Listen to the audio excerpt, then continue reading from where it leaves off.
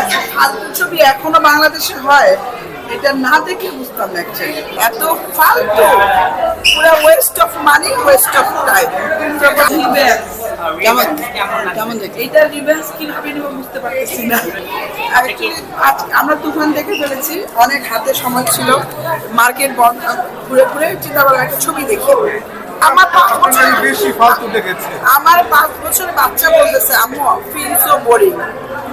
এতই ফালতু, এত বুঝতে পারছেন?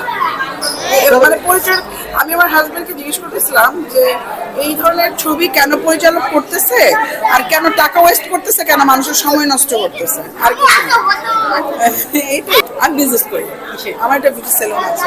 সাব ইন্সপেক্টর ছিল বুবলির সাথে, মোটা করে, তার অভিনয় খুব ভালো ছিল। এছাড়া আর কারো অভিনয় ভালো ছিল, মেকি ছিল, মানে ফুল মেকি ছিল না।